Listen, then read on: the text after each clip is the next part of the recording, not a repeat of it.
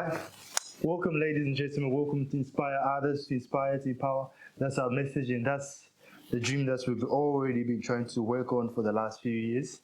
And welcome to Inspire Others, a place where you get inspired and also empowers you to inspire others. Today, I have someone very important that's I wanted the Inspire Others community to know, and someone who is really making a change here in Queensland, and someone who is what we call a change maker.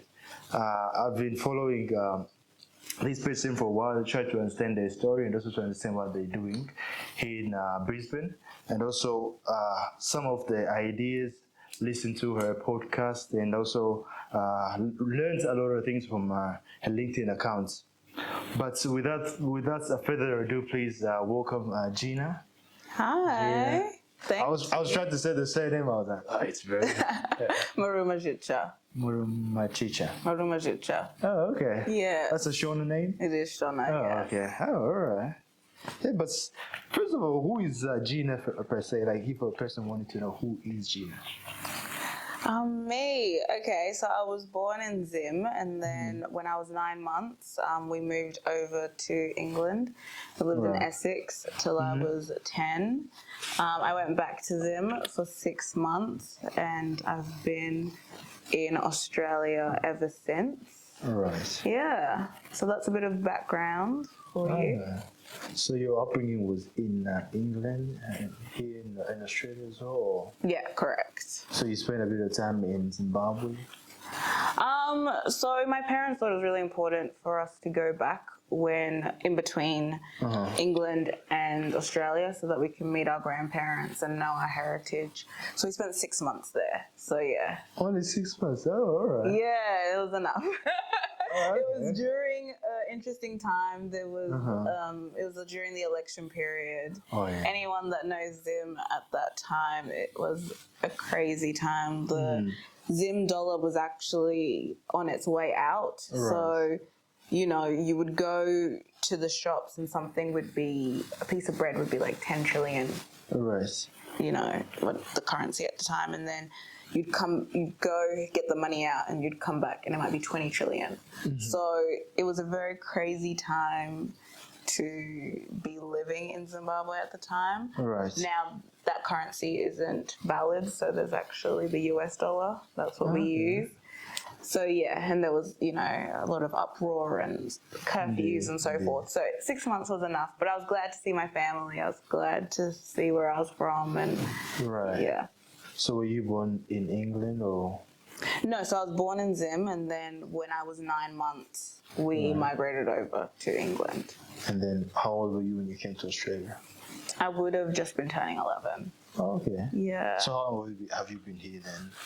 15 years. 15 years. Yeah. It's a long time. It is. So let me see if I have this right. So you are a social entrepreneur, a mental health advocate, a podcaster, and also the founder of Smile Back. Yes.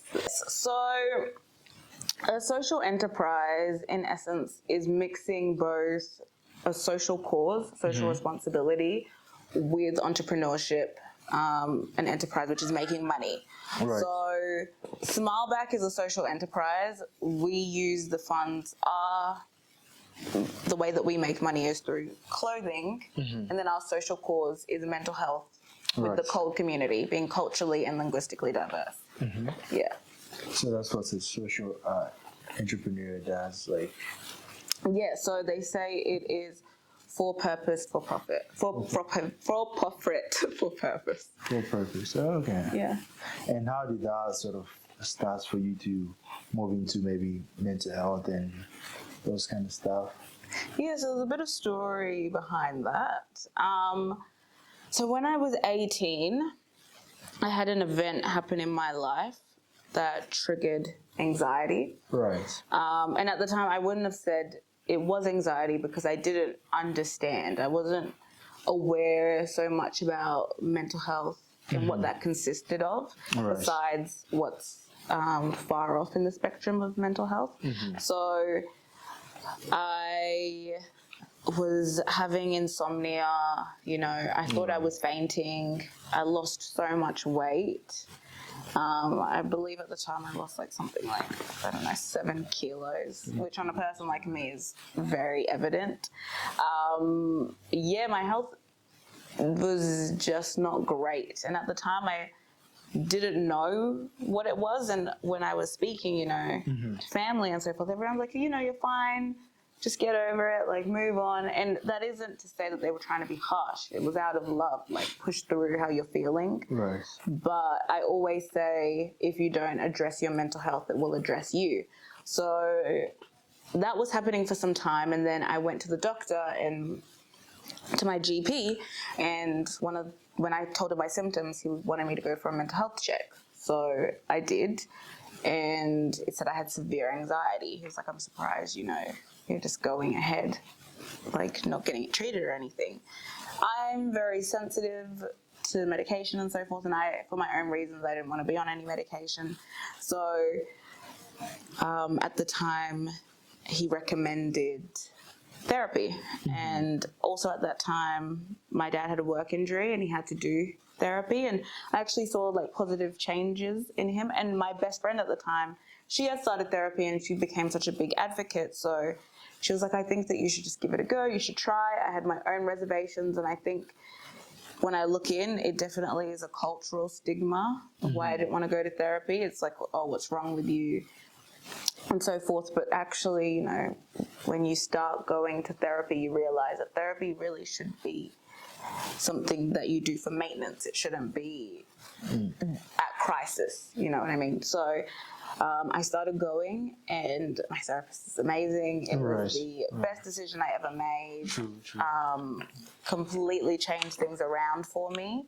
And I started weight training as well, and I was just really consciously and mentally healthy. I would probably say the most I've been in my life, because I was so cognitive of what I was doing and why I was doing it.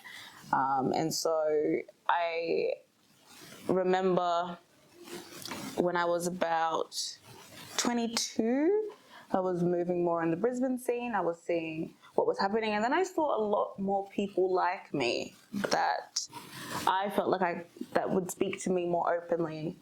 And I find that I do have the ability that people do open up to me. And a lot of people are going through mental health struggles, but they didn't have that support system or those safe people to talk about it. So it made it really hard for them to feel like they could open up. And then a lot of the resources I saw in Australia weren't something that reflected or would resonate, is a better word, with people that look like myself or people of culture.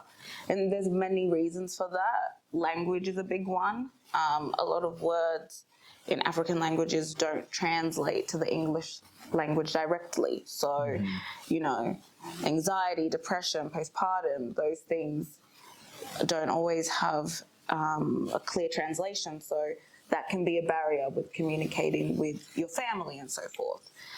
And so, that got me thinking. And I remember during this time, I also had another hit with my anxiety, and I was walking a lot by the water to clear my head. And at that time, the Stormzy album, This Is What I Mean, came out. One of my favorite albums. And yeah.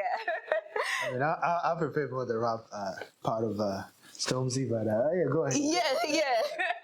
No, yeah, exactly. No, he's an amazing rapper, and I think it resonated with my time in England. So, so were you always a Stormzy fan, or were you just? Yeah, I was a fan before the album, but yeah, a bigger fan after it for sure. And then he was talking about depression, but he was rapping and creating.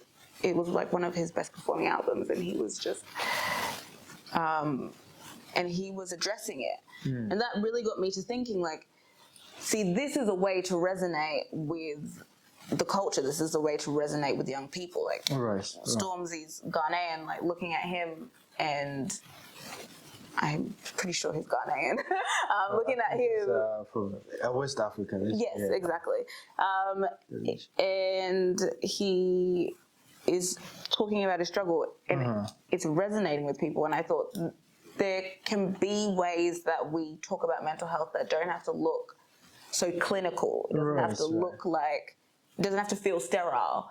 So then I was, ticking away in my brain, and then I thought, okay, I think a great way is to create a community.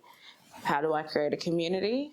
I thought the most universal way to do that, especially within our culture. When I say our culture, I mean like Africa, Asia, and young people. I wanted to resonate with young people because we are the next generation, is to do clothing, streetwear. So that's how I came up with Smart Back. All right. Yeah. But before we sort of get into Smart Back, I want to know first of all, like the person, because I think it gives us a bit of a better insight of what a person does, and we clearly understand that we are bigger than what we do, and we're bigger than maybe how we portray it in society. But for example, like to understand your story, like your upbringing. You said that you were born in Zimbabwe, then you went to the UK, then you went to Zimbabwe again for a while, then you came to Australia. Like, how was that like for you in terms of how would you describe your upbringing? I think overall I had a very blessed upbringing. I mean, my parents are extremely hard workers. All right. So, they did a lot to provide us with the life that we have. And that meant that, we were always progressing. So when we came to Australia, I think our lives got even more, they got better, the quality of life and living. Right. I have 3 other siblings. My brother and I are 19 months apart, my youngest brother. 19 years apart. 19 months. Oh, okay. Yeah. No, 19 months. So we grew up pretty close. And then I had my big sister who was just always such an inspiration to me. So I would say, that there was a lot of love in our home. Yeah. Like in terms of changing from, let's say, from UK to Australia, those, although they're also Western countries, but they're very different. It's like, how do you find transitioning from? You've already been in Zimbabwe for 6 months. You've already went again back to the UK where you grew up. You pretty much spent most of your foundational years like in England, and then coming to Australia. How do you find like changing from those different countries? Like, do you find it's hard to assimilate to more? No, I'm not gonna say like I had this big moment where I was like, wow, I feel so different, or I feel like an outsider. Truthfully, I was in Essex, and if anyone knows Essex in London, it's a predominantly white area. Then I moved to Australia, and I moved to the north side, which is again predominantly white. So I don't, there wasn't ever a time in my life where I was always surrounded with people that looked like me. Zimbabwe was great, but it didn't feel like home because I was already accustomed to a certain lifestyle. I loved being around my family, but again, I preface that we were there also during a very tumultuous time. So I was kind of happy to leave when we left. So like I was ready to go. It's like, finally. Yeah. I remember when my mom called me and she was like, you guys are coming. And I was like, yes. I was tired. I was done. And I would say I was also young. So that makes it a lot easier for me to transition from one English-speaking country to another. Now, obviously, there was like slang and certain words that were different, but as a child, it was easier. And also, before we left England, we were also moving a little bit, preparing for the move. So we had 2 moves. So I'd already moved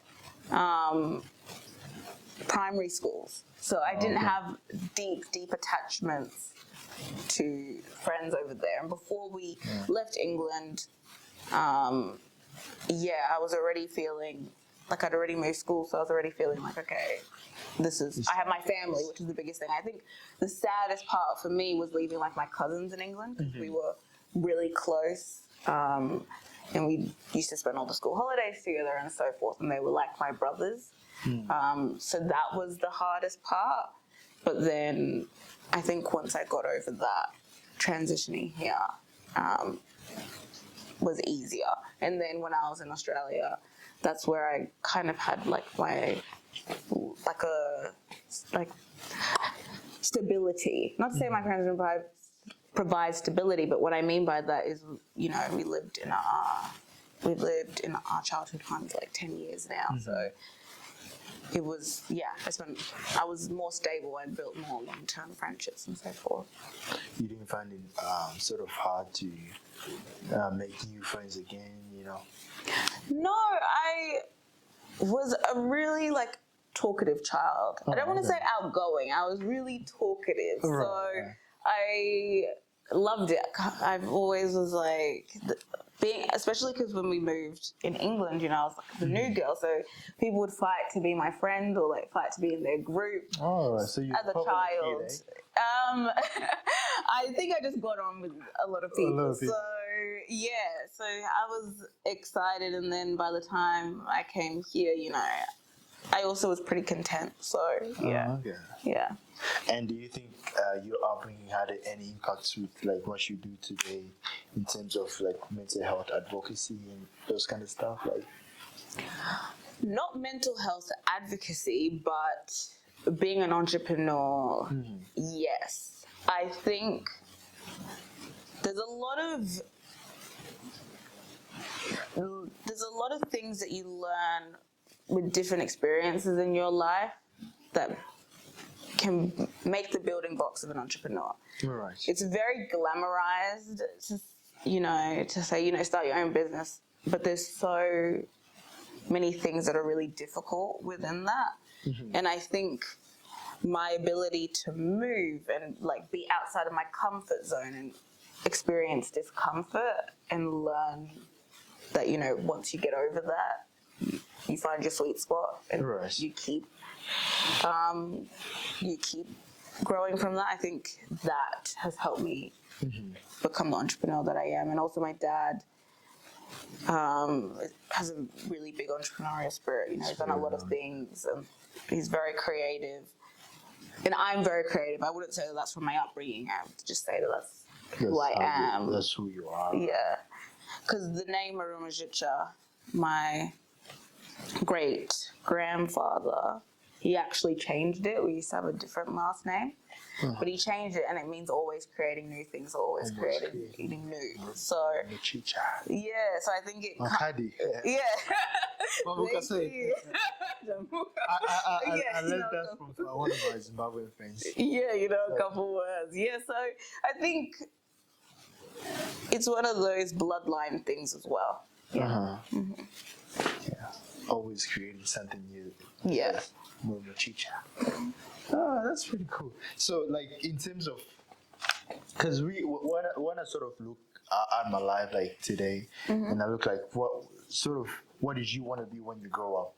Did that ever come maybe in your mind? Like, I want to do this, Like, what were your childhood dreams? Yeah, I said I wanted to be a mogul. A mogul? Yeah, so a mogul is like, from a kid I remember, like, if you ask like some of my family, they'll laugh because what kid says that. I remember I used to watch. And you understood like what that meant. Yeah, because I used to watch Kimora Simmon.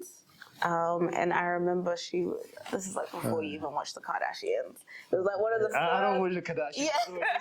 To clear it was like one of the first big reality shows. I think it was like Living with the Simmons or something. So is it an American show? Yeah, it is.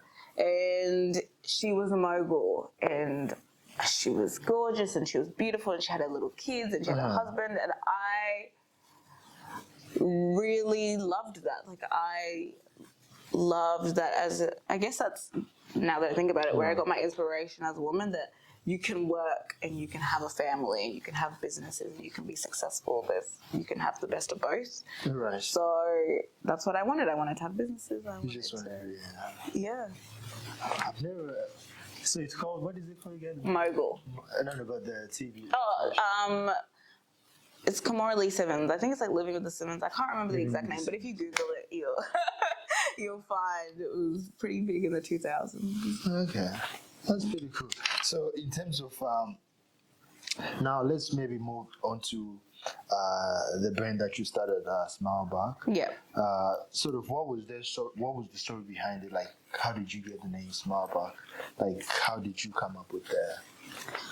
So, going back to the time when I conceptualized the idea, I was walking a lot along the Moreton Bay Peninsula. If you've ever taken a walk there, it is really gorgeous. All right, and I would go in the morning, and it would just help, lower my cortisol levels, put myself in a good frame of mind, because at the time I had high anxiety. And then on the album, there's a song specifically that Stormzy's talking about dealing with his depression. It's like, I got my smile back. Right. He talks about, his journey with God and quitting weed and getting his smile back and all the positive things that he did. It's one of my favorite songs. And then I was like, okay, smile back, smile back. And then at the same time, like when you're walking, especially along the peninsula, you'll notice people are pretty happy. Like, it's gorgeous. I mean, what's not to be happy about? Like, the water's blue, the sun was shining, and people would smile at me. And it would be on the days where, like, I was feeling my lowest, that, a smile from someone could be the one thing that I was grateful for that day. Like, and so I was like, okay, smile back, because I feel like that's the first thing you lose when you're going through things. So that's how I came up with the idea. Smile back. Yeah. Oh, it's more than just smiling. It's more like smiling back to the person. Yeah, so it has two meanings, like getting your smile back, smiling at people, and the tagline is for the sacrifices before us. So smiling because for the sacrifice of those before us. Yes. So smiling back, it was an homage to my parents, my grandparents, and I guess my great-grandfather, who was, I guess, the OG entrepreneur.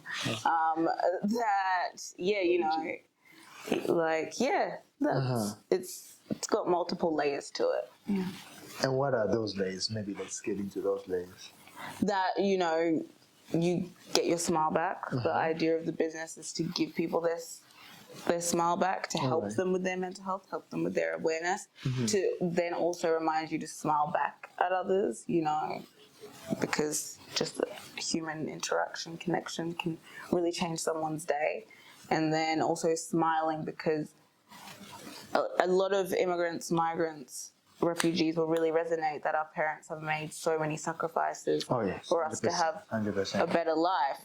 But it's not just their sacrifices, it's the sacrifices that their parents made and their parents made. So it pays homage to that.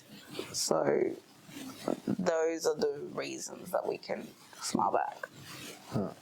And the message behind Smile Back is, as you said, for those who are pretty much gone before us. Yeah. What does that sort of entail? Like, are you talking about generations that came before us, or who came before us in that space, or? Yeah, generations that came before us. Specifically, I was thinking about your lineage, like your family lineage. And also I was also thinking about the fact that mental health in a lot of these households is a taboo. And it's something that doesn't exist. And, the great thing about being on this journey is I've been able to speak to so many people, and in certain countries it's like, okay, you don't talk about mental health because it's like, that. I was speaking with someone and they're like, my father was dealing with depression, but we weren't allowed to say that because it was like, everyone would be like, he has a demon in him. So, that was that. And then there was others where if you talk about mental health, it's like, okay, that person's sick, and they and people, there's so much stigma behind it. People automatically think like, that there's something wrong with that individual, or they stigma. It's like shame, social there's shame behind it. Yeah, social shame even to say it's that. a big stigma, like, especially in the African communities and a lot of multicultural sort of communities. How did your parents sort of react to it when you told them about your journey, like how you found yourself going to the hospital? Maybe did they accept, I guess, the sense that you were having a mental health? I just so. The thing is, the term itself, mental health, did they accept you that? That's what. No, I mean they didn't love that term, and I don't blame them again because it's a cultural thing. Mm-hmm. They were saying like there's nothing wrong with my daughter, like she's fine. And the thing is, I am fine. Right. It's like if somebody breaks their leg, it's not like you're saying, you know, my child is now incomplete. Mm-hmm. That's not where you go. Okay, we need to take you to the doctor. You need to get a cast. You might need to, you know, be on some painkillers for some time, but you're going to be walking again. Right. And I think that's the same thing when somebody is dealing with mental health, especially when we're talking about statistics now, 1 in 3 people. The way that we're living and everything, it contributes to that. So my parents, I think it was the translation, and also because, you know, it's a bit harder to understand, okay, well, you have the things that I didn't have growing up. Most, like my father, more so, like, you know, you've always had different clothes and shoes and all of these things. But that wasn't the issue, you know. I couldn't control me or the pain of anxiety any more than someone can control a broken arm hurting. It's one of those things where you need to find the root cause. Just like if you're having pain in your body, address it, and then it gets better. And also, I have had high-performing anxiety. So it's not like people think of anxiety or they think of depression or they think of these things and they think a person looks like this. Yes. And that's just not the case. Like when I later started talking about my journey, because I didn't tell a lot of people, a lot of my friends were like, wow, really?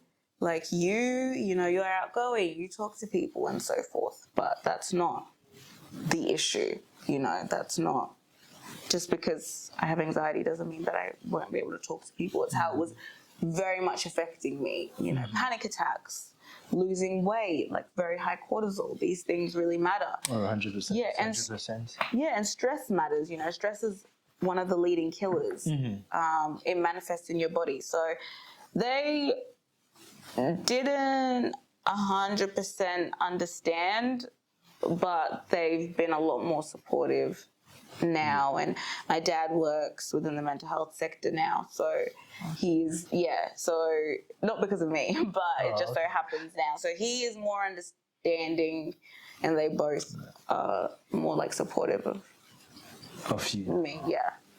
Oh, that's very good. It's a very big, I guess, taboo even topic to speak about, especially in a lot of African communities and in a lot of African culture. Why do you think it is? I mean, apart from it's maybe them not having the correct information about, let's say, mental health, why is it a big issue that is affecting us, a lot of young people here in Australia, especially those who have come from Africa or other different countries? Why is it so hard for sort of the parents or for the community to get behind it and maybe discuss these kind of things out in the public? I think there's multiple layers to it. I think there's a lack of understanding of what mental health is. I think I don't think that my parents' generation, there aren't people that dealt with mental health. All right. I just believe that it was suppressed. And I don't believe that they had the opportunity either to address it. You know, a lot of our parents worked very hard, 12-hour shifts, maybe 6 days a week, 7 days a week. You're looking after a family. You have a marriage, and then you also have yourself to think of. You don't have time to crumble, or in a sense. So it's education, it's societal expectations and what they've grown up knowing, and then I think it's also mental health is on the rise a lot more these days because we live in such a high pressure situations. The inflation, the cost of living, poverty, the housing crisis, there's unemployment. Those are a lot more things that are contributing to it, and we're more separated than ever. The things that once used to keep us together, like community and being around one another, those things are breaking down fundamentally within society.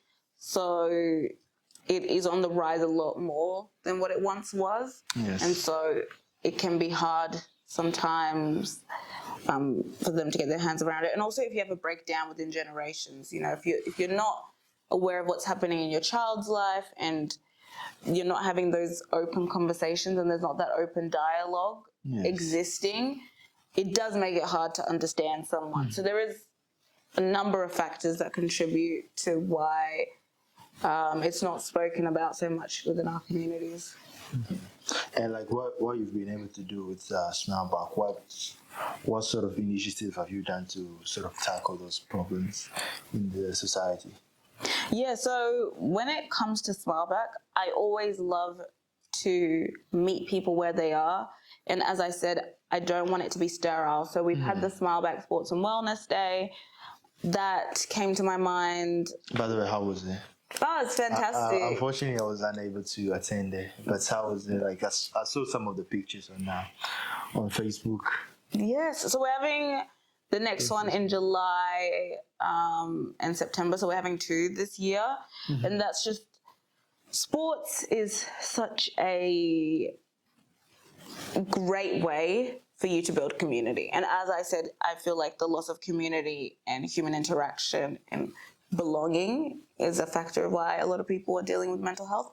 So sports is a great way, not only mentally, but physically. It's great for your health, all the endorphins and everything that you release. And then on top of that, coaches can make such a difference. And then when you're talking about as role models, and then when you're talking about migrants, immigrants, refugees, sport is a universal, you know, language. You know, if you play football in Sudan,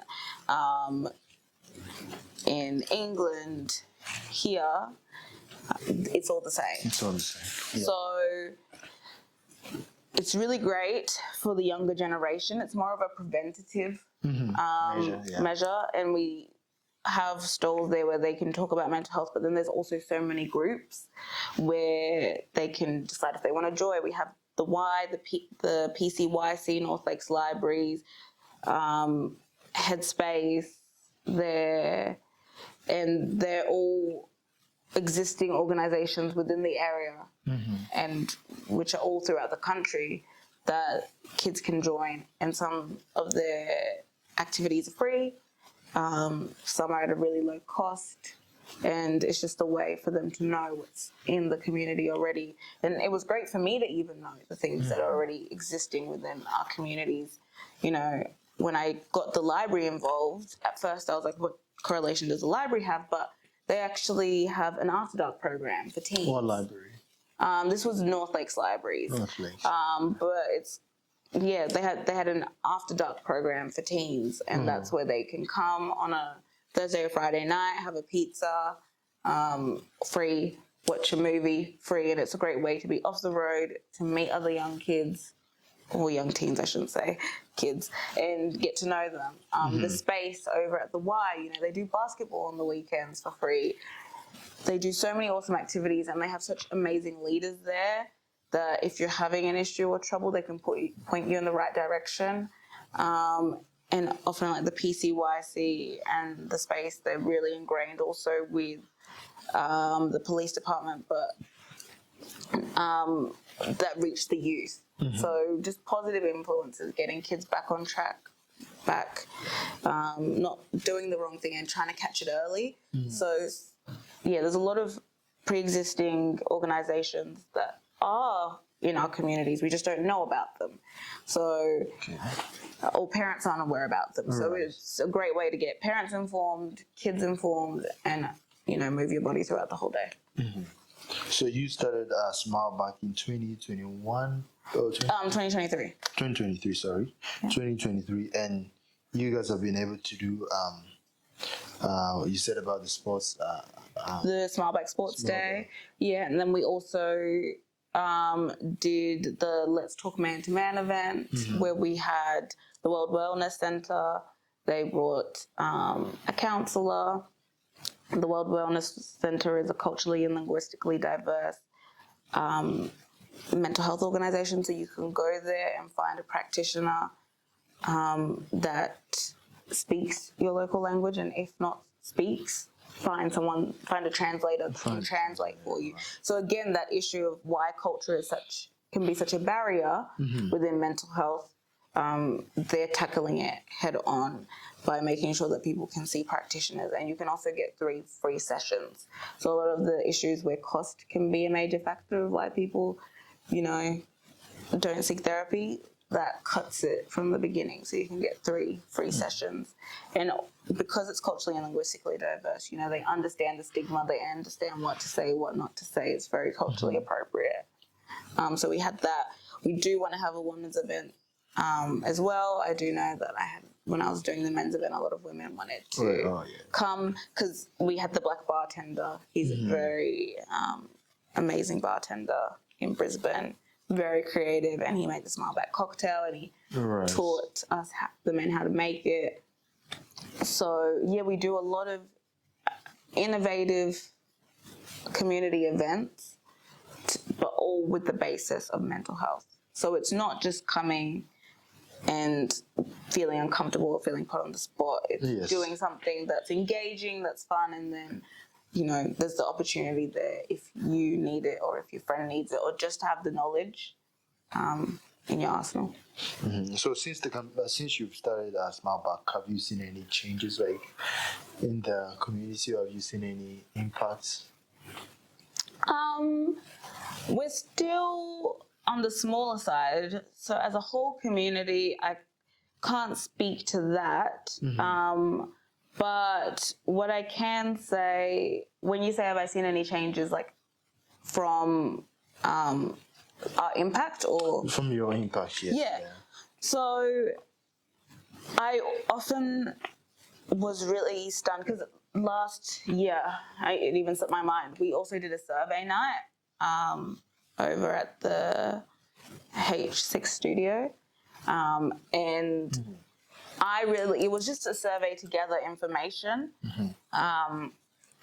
And I didn't expect anyone to really talk. And it was a small group that came through, but we had such an amazing conversation about mental health and how it's affecting everyone, and how they've been affected, and how some people I didn't even know, I was dealing with mental health. And I'm talking about PTSD, what soldiers, are dealing with. Yeah. And people come from war-torn countries, and it's okay, get on with life. Yeah, trauma, Yeah, and then you're just leaving that trauma unaddressed, and sometimes you might wonder why certain things manifest in your life as you're getting into adulthood, but you're not knowing that, okay, that was learned, or that's just unaddressed. And the moment that I address that, okay, it's open, it's done, I can move forward with that, or I understand why that's affecting me, or why certain things affect me. And knowledge is power. And I often say, if you know yourself more than anyone else, then you're the most powerful tool that you can have. The more that you know yourself, the more you know why you do things, the more that you are able to be in control of your body, the more powerful you are as a human being. So we had that evening, and I was shocked at just how many people opened up. I didn't expect it. And the amount of feedback I got afterwards, wow. Thank you for hosting the night. I really enjoyed it. I had such a good time, Yeah, it was a really, really good time.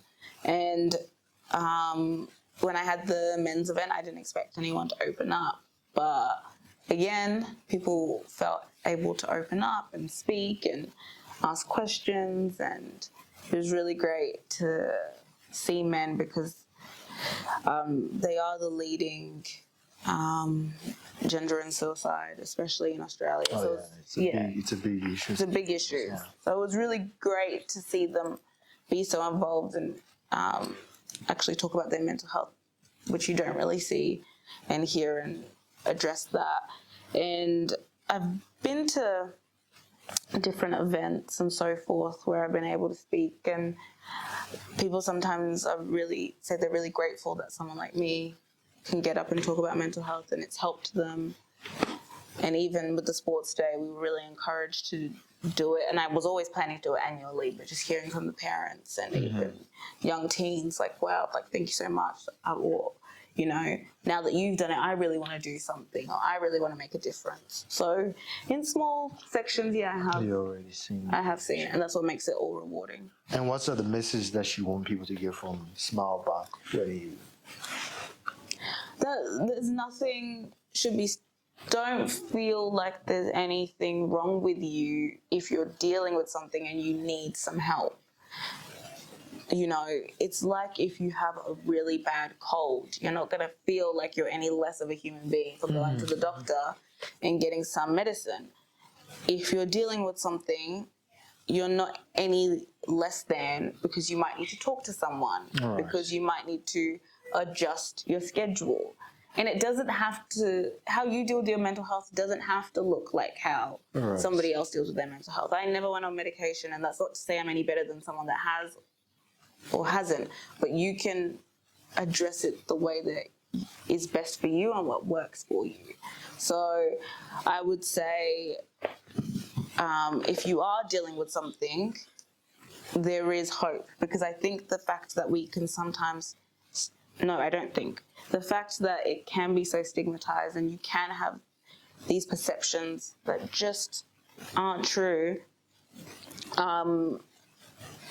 can lead people to feel really hopeless, and we know what the results of that can be. So please, if you do need the help, get it. If you do see someone struggling, feel free to speak up or reach out to them. And also to reach out to, I often say, not just your weakest, and I don't mean this like as a weak individual, but not the most vulnerable person that you know, but also the person that seems the strongest. Always check in with everyone, because you never know what someone's going through. That's just to go back on one of the points you made. I think in a lot of society or today Australia, even coming from a health perspective, we see that a lot of people are getting even over-medicated when it comes to mental health. And there was just a study done. It was advertised a little bit. I think it was a little bit advertised on Channel 7, where one of the professors came out and said that a lot of people are getting diagnosed with ADHD and they're getting medicated when they should be medicated. And then also there came other studies of people who are, I guess, becoming too dependent on having that sort of as a label, or he has ADHD, he has this kind of thing, but it's not being thoroughly investigated. What do you sort of say on that point? I'm not a health professional, but I would say my opinion is there's always agendas and imperfections within any industry. I think the one thing to do is listen to your body. There have often been times I've had to really be my biggest advocate within the doctor's office. Don't just take anything you're given. Do your own research. People's bodies react to certain things differently. So yeah, please do your own research and look into it. And if you don't feel comfortable with a diagnosis, feel free to get a second or third opinion. Yes. Yeah. And it's your rights, actually. It's one of the biggest rights even in health. Feel free to get a second opinion if you feel like something is not right. Yeah. Or someone is maybe not taking you serious. Yeah. Exactly, definitely, because you won't. I've had like amazing doctors. I've had not so great doctors, you know. You really should follow your gut. If something doesn't feel right, yeah, feel free to get that second opinion. You don't have to. Their opinion isn't law. Yeah. So the last year you did a campaign. This year again you're doing the second campaign. What's different from the last one to this one that you're doing this year? We didn't make no money last year. So, no, there was a lot of mistakes that I made within the campaign last year. Yeah, $5 or something. Yeah, it was another crowdfund, and I tried to learn from those mistakes again and rectify it this year. And there's still mistakes I'm making this year, but I'm not hard on myself. Yeah, don't be hard on yourself. Yeah. So the Smile to Give Back campaign is really to fund our initiative because I feel like being a social enterprise is a very weird space at the moment. There is more funding going into it, but I think because we're not a charity and we're not, sometimes... But are you a non-for-profit, right? No. Because we're a social enterprise, the enterprise structure of making money and making a profit to fund charities. So I think that because there's not a lot of knowledge at the moment about what a social enterprise is. A social enterprise is for purpose, for profit. So we spend 50% of our proceeds on mental health initiatives within the coal community. And I really wanted to, for one, generate income and generate our own income, because being a charity doesn't guarantee funding. There's a lot of amazing initiatives within our community, especially within our community. I've met so many mums and aunties and uncles who have been doing non-for-profits for quite a long time, and they're not getting the funding that they need. And it quite much depends on where the government sits and so forth. So I really wanted something that I could do the work, control, us getting more funding, and also I get to give back to those organizations that don't get the funding because I can control where the funds go. So a social enterprise, the structure of it, doesn't have an official structure, but the structure that you'll find on Social Traders is give 50% of your profits to your social cause, whatever that is. So if you're aware of Who Gives a Crap, then you know that they deal with sewage and piping and water issues in impoverished countries, and they give 50% of their proceeds. So yes, so when we're doing the Smile to Give Back campaign, we still haven't released our clothing yet. So I really wanted to do this campaign so that we can release our clothing and have our fashion show, which I'm really excited to host, because it's also going to be a great night of not just fashion and creativity, but the storytelling behind Smile Back in a visual sense. So I really want to release that so that we can further our impact and further our mission. So maybe, I don't know if I have this right. So you say that's Smile Back, it's a social enterprise. Correct. Meaning that you guys are funding projects that Smile Back is doing, or other entities are doing. Both. So you support, and also you also do your own stuff.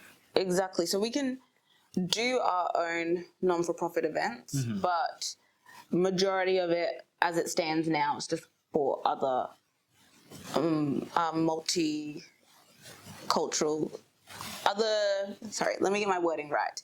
Is to support other mental health organizations within the cold community. So whatever is already pre-existing, because a lot of organizations, it's not that we necessarily need more, we just need more funding for those organizations to keep running, and not just running, but to also have awareness. So yeah, that's what we do. Okay.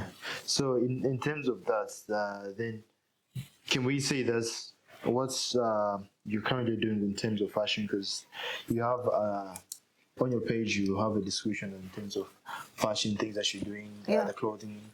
Is that also part of the Smile Back campaign, or is that a different? No, that's very much a part of it because the fashion is the way that we make the profit. Why go Yeah. through the range of fashion? Exactly. So, why did I? Yeah. Because as I said, I'm really innovative with my approach to mental health, and clothing makes us feel a certain way. Clothing makes us feel good, and often our clothing describes who we are. So, if I wanted it to not be loud pieces, but pieces that someone could be like, oh, where did you get your shirt from? Or where did you get your sweats from? They're really cool. And it's like, oh, I got it from Smileback. Or, oh, have you heard of Smileback? Yeah, they support mental health and they do this and that. I also wanted it to be a conversation starter. Yeah. Okay. So you said this. I can't quite remember the days. How many you said, but I think it's about 10 days until you. Yes, as of today, it's 10 days until the campaign closes and finishes. So we have a $20,000 goal. We're at 2% until we reach the goal. We gotta get those numbers. Yeah, up, we gotta get those numbers up. Honestly, whether it's $5 or $20 or any of our awards, it makes a difference. I know that a lot of people think, oh, I've only got $5, but if everybody thought that way, would reach the goal before we even knew it. So this would mean that you would be seeing Smileback very soon. I'll definitely be sending you a shirt. Oh, yeah. And it's going to help us to continue with our initiatives and our cause. There's so many things that I want to do. There's so many things that we have on the calendar to do around mental health. This year's men's event is going to be amazing. So if that'll be cool. You guys follow and you can hear about it, I've been working with some really cool people, and it's going to be different till next year. Much bigger. That sounds pretty cool. Yeah, we have 2 of the sports days happening this year for our under 18s. We do also want to get that women's event out. So, yeah, being able to get the clothing and get more hands on deck is what's really going to help us to keep pushing out the message, keep pushing out information, destigmatization, support our mental health practitioners, especially those that are culturally and linguistically diverse, and really nurture and take care of the mental health of us, the youth, and the next generation that are going to be having kids, and continue to create a really healthy society, I'd say. Indeed. Okay, so how can people sort of contribute? Can you maybe break it down so that our listeners and our viewers can sort of understand how they can contribute, how they can sponsor? Yes. So if you go to our Instagram at smileback_SME, we have the link in the bio. Also on TikTok, smileback_SME, we have the link in the bio. And I'm sure the link will be posted. You can donate $5 to $20 or whatever, or even liking and sharing is just as important to your community, because then it reaches other communities and then it can grow. That's definitely one way that it would be really helpful to contribute. Also on the campaign page we have rewards, so if you would like to buy like our merchandise shirt for this campaign, the Smile to Give Back campaign, we have that listed. We also have the thank you board on the rewards page, which we're hoping to have everyone that's contributed their name on the board for our fashion show. So that would be great. So yeah, if you can do it, that would be amazing. Would really appreciate it. That sounds wonderful. Can you tell us like what's coming up in the next chapter of Smile Back? What sort of things are you looking forward to bringing out? You've already spoke about the sports day and other stuff. What other things are you looking forward to Smile Back presenting to us? Besides what I've already spoken about, the fashion show, I'm most excited about that. And I'm most excited about sharing my journey as a founder in the intricacies of Smile Back on TikTok. I'm definitely going to be doing that a lot more. So follow if that's something that you'd like to see. But as far as it goes for this year, that's it. I mean, these events, it takes a lot, so much work. So I can't fit anything else in the calendar. But I'm definitely excited to see what's next. And what advice would you have for our young people in terms of who want to be in the same space as you are currently in?